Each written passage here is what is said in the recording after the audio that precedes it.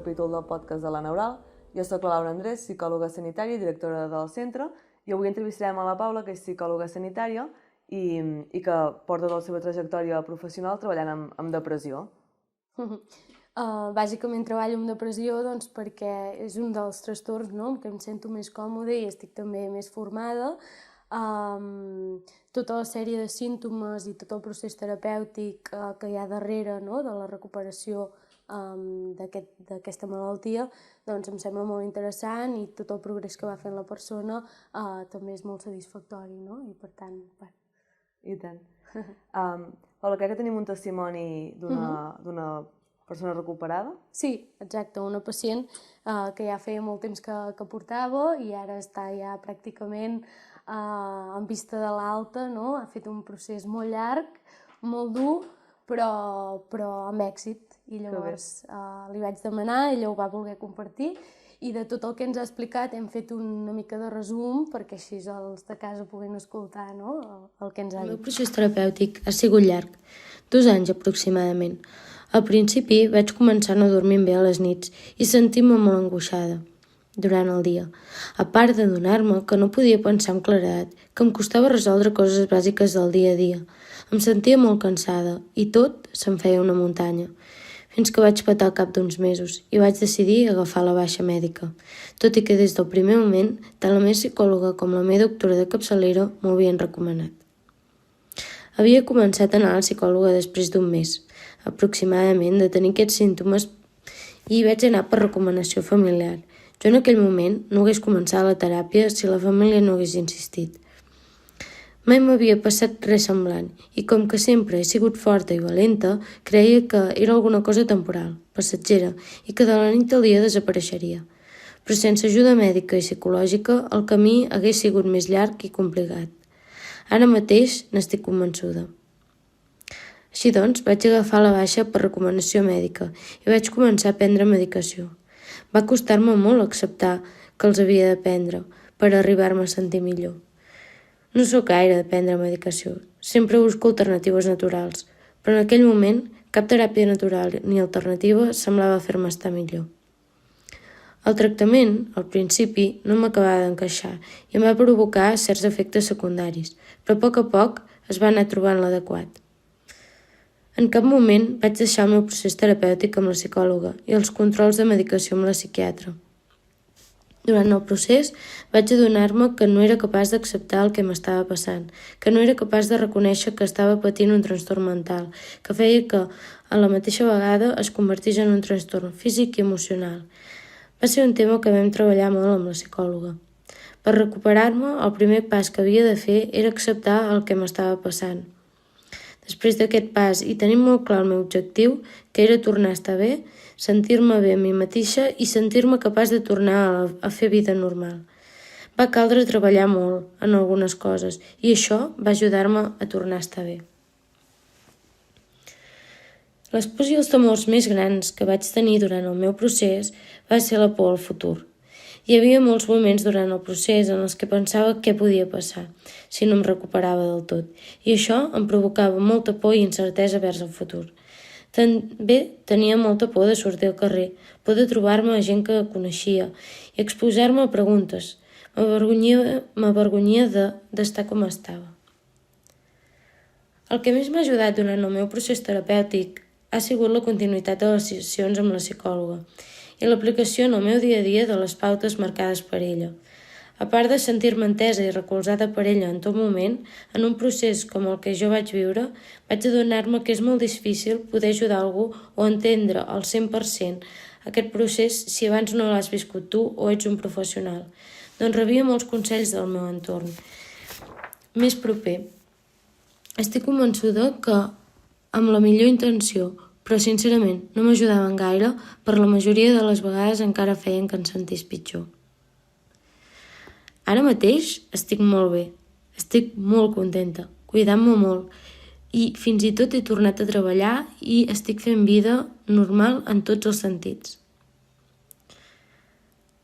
Què li diria a algú que està passant per un procés similar? Doncs primer de tot que accepti el que li està passant i que busqui ajuda professional i que si realment vol recuperar-se, es recuperarà. Realment tot passa i res és etern, però ha de comprometre's fermament amb ell o amb ella mateixa per fer tots aquests passos, encara que al principi siguin petits passos per arribar a ser aquella nova versió d'un mateix. Voldria afegir que a mi el que em va anar molt bé i que continuo aplicant a la meva vida és prendre una estoneta de sol cada dia, encara que només siguin 15 o 20 minuts. Fer esport, mínim 2 o 3 dies a la setmana. El que més li agradi a cadascú, prioritzar-se un mateix, estimar-se, acceptar-se i, sobretot, valorar-se. I per últim, vull acabar d'afegir que la importància també d'aplicar rutines diàries, encara que al principi costi moltíssim, i fer tot allò que t'ajudi i que et sumi en el procés de creixement personal de cadascú és el millor. Que interessant aquest testimoni. Moltes gràcies a la teva pacient. Ella ja ha parlat com de molts símptomes, però no sé si ens podria explicar, Paula, què és la depressió. Bueno, la depressió en si són un conjunt de malalties, no? N'hi ha de molts tipus diferents. Nosaltres principalment ens centrarem a parlar del trastorn depressiu major, però de fet tot el que engloba la depressió, no? Hi ha uns símptomes com característics que són com una tristesa persistent, no? O una falta d'interès, de sentir plaer per les coses que estem habitualment les activitats diàries del nostre dia a dia, no? A part que també es veu com el funcionament diari es va canviant, no? I per tant comencen a sortir certes dificultats. De fet, la pacient ho explicava això molt bé, no? Que les petites coses del seu dia a dia li resultaven molt i molt difícils. Llavors, és important destacar que no perquè estiguem tristes, no? Això significa que estiguem deprimides, ni molt menys, no? La depressió, hi ha tota una sèrie de símptomes que ens diuen que estem parlant d'aquesta malaltia, però la tristesa no és igual a depressió. Llavors, aquestes causes que deia i que de fet la pacient ha anat nombrant, no? Així, de forma més espontània, doncs serien aquesta tristesa o aquesta falta d'interès, de motivació, de sentir plaer per les coses, que són els dos símptomes com més importants, però també trobaríem, per exemple, una fluctuació en el que seria la gana, doncs una pèrdua o un augment de gana, no? I això repercuteix en el pes de la persona. També en el son, pot haver-hi insomni, però també pot haver-hi hipersòmnia, que nosaltres diem, no? Que és això, dormir moltes hores. També un sentiment de culpa o de sentir-te incapaç, no? De fer segons quines coses, de desesperança també, en quant al futur, en quant al dia a dia. També cert aïllament, no? En quant a les relacions socials, ens anem com aïllant, perquè també resulten com una tasca, no? Com un esforç. Exacte, com un esforç molt important. Llavors també la persona es va aïllant mica en mica de tot plegat. També una falta d'energia, no? Com una fatiga constant, com aquell que tot pesa, no? Moltíssim. També un alentiment, no? En els nostres moviments motors, en la parla, en el pensament, o per al contrari, una acceleració de tot plegat. També pensaments relacionats amb les autolesions o amb el suïcidi, no? Que és un punt important, que penso que alguna hora també podríem fer un podcast parlant d'aquests dos temes, perquè poden aparèixer en el transcurs del trastorn. I més o menys jo crec que estaríem parlant d'aquests símptomes que... Perquè has dit que hi ha com diversos tipus de depressions, que avui parlem del trastorn depressiu major. Els altres, quins serien? Per exemple, podríem trobar el trastorn adaptatiu, que pot aparèixer, no?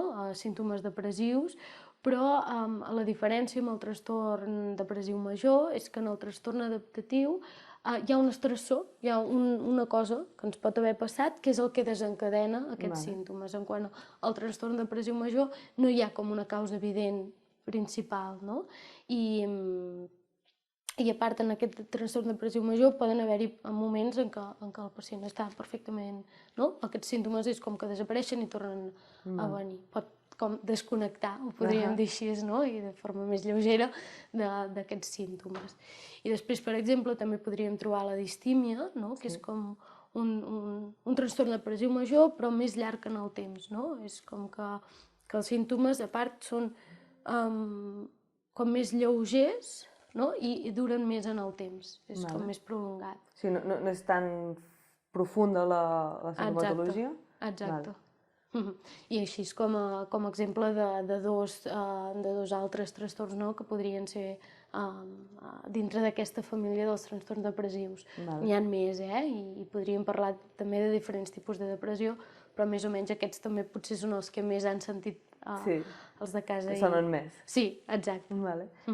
I quines serien les causes del trastorn depressiu major? No hi ha una causa concreta, encara no? La ciència està estudiant quines causes podrien provocar el trastorn depressiu major, però sí que hi ha factors de risc que poden provocar o poden aproximar-te, no? a patir un trastorn depressiu.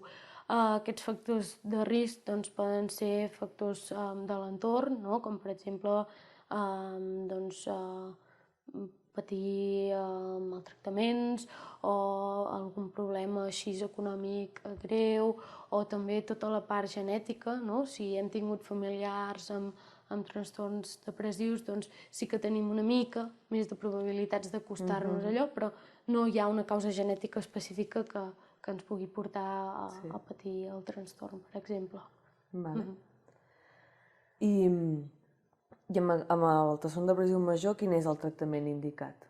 El tractament indicat, bàsicament, podem trobar sempre... Jo sempre recomano, no?, les dues vessants, no? Una que és la nostra, la que fem els psicòlegs, que és el tractament psicològic, que si vols ara en parlem una mica com més a fons, i també hi hauria tot el tractament més psiquiàtric, més farmacològic. No en tots els pacients que presenten símptomes depressius hem de posar el tractament farmacològic, però sí que en molts casos ens ajuda a pal·liar una mica aquesta situació com més estressant del principi, no? I per tant també ens ajuda que la teràpia sigui més àgil i per tant tot el que puguem anar assolint es vagi consolidant també, no? Jo sempre dic que aquest procés és com pujar una muntanya i cada pas que fem ha de ser molt ferm, no? Per tant també ens hem d'assegurar que tot allò que fem ens serveixi per continuar i anar sumant i poder arribar fins a dalt. I ja et dic, no és un camí fàcil, la pacient també ens explicava, no? Però sí que amb aquest acompanyament jo penso que podem assolir, no? aquesta meta fins a dalt. I el tractament bàsicament es basa en una activació conductual que nosaltres en diem, que és la recuperació d'aquell funcionament que dèiem al principi, que està més com malmès, no? Que és molt més difícil.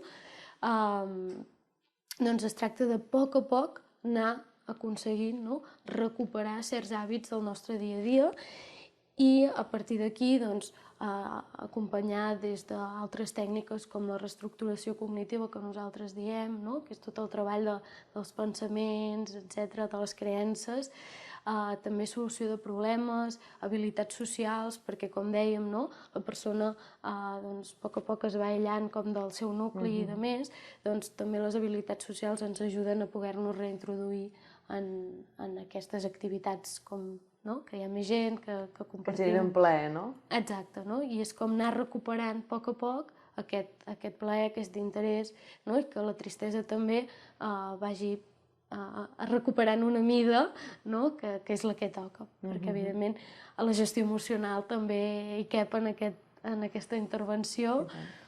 Totes les emocions tenen una funció específica, per tant la tristesa ja ha de ser, però hem de tornar a recuperar a la mida que... Proporcional, no?, amb el que va passant. Exacte. Volia puntualitzar que, perquè potser des de casa no es pregunten que un dol, no?, pot ser molt proper a una depressió, per tot el que hem anat explicant i així, però tenen una diferència com molt clara, no? El trastorn depressiu es basa sobretot en aquest ànim com més baix, aquest ànim com més depressiu, amb aquesta tristesa o amb aquesta falta d'interès o de sentir plaer, i en canvi el dol es basa molt en aquesta pèrdua, en aquesta sensació de buit per la falta de la persona, no? Per tant, parlaríem i serien com dos processos diferents i, per tant, la intervenció que comentàvem fins ara també seria diferent en els dos. Podrien tenir punts similars, però serien diferents. Clar, potser una de les coses que ho diferencia més també és que la profunda tristesa que hi ha en un dol és proporcional, no? I és, com es diu, que respon a la pèrdua, no? Exacte. En canvi, en el trastorn, d'alguna manera, està allà com un bolet, tota aquesta sintomatologia en el dia a dia. De fet, els trastorns depressius a vegades tenen una aparició espontània, no? No hi ha un motiu pel qual sorgeix. De fet, molts pacients a vegades em diuen home, és que jo tinc una vida plena, és que ho tinc tot, tinc feina, tinc la família que està bé, jo de salut també, no? I ha aparegut així de cop. I és que és cert.